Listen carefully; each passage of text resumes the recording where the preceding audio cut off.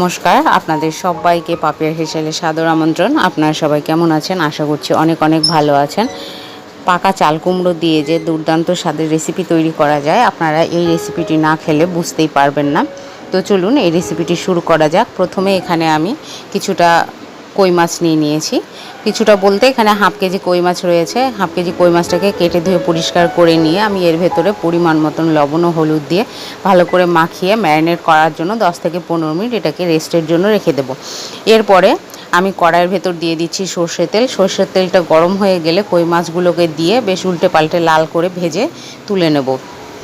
দেখুন কই মাছগুলো বেশ লাল করে ভাজা হচ্ছে। কিছুক্ষণ ভাজার পরে আমি কই মাছটাকে তুলে নিচ্ছি। তুলে নেবার পর কড়াইয়ের ভেতরে আমি দিয়ে দিলাম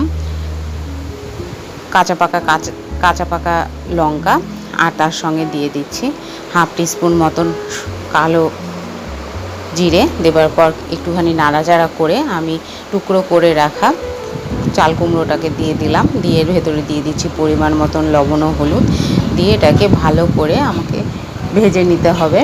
এই ভাজাটা একটু বেশি ভালো করে করতে হবে। এই চাল কুমড়োর তরকারিটা খেতে অনেকটা টক টক মিষ্টি মিষ্টি লাগে, আর খেতে তো দুর্দান্ত লাগে। অবশ্যই বাড়িতে একবার ট্রাই করবেন।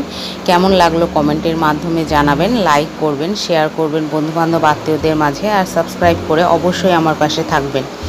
তো দেখুন চাল কুমড়োটা বেশ লাল করে ভেজে নিয়েছি। এরপরে এর মধ্যে দিয়ে দিলাম 1 টিস্পুন কালো সর্ষে আর হাফ টিস্পুন জিরে একসঙ্গে ভালো করে বেটে নিয়েছি, আর তার সঙ্গে দিয়ে দিলাম একটি শুকনো লঙ্কা। দিয়ে বেটে নেওয়ার পর ওই বাটনাটা আমি মশলার ভেতরে দিয়ে আর 10 থেকে 15 মিনিট মতন একটুখানি ভেজে নিচ্ছি চাল কুমড়োটাকে মশলার সঙ্গে। এরপরে দিয়ে দেব পরিমাণ মতন জল, দিয়ে একটুখানি ফুটিয়ে নেব, আর তার সঙ্গে দিয়ে দেব কই মাছগুলোকে দেবার পর মোটামুটি 8-10 থেকে 15 মিনিট ফুটিয়ে নামিয়ে নিলেই তৈরি হয়ে যাবে চাল কুমড়ো টক ঝাল মিষ্টি তরকারি। অবশ্যই একবার ট্রাই করবেন, আর কমেন্টের মাধ্যমে আমাকে জানাবেন কেমন লাগলো।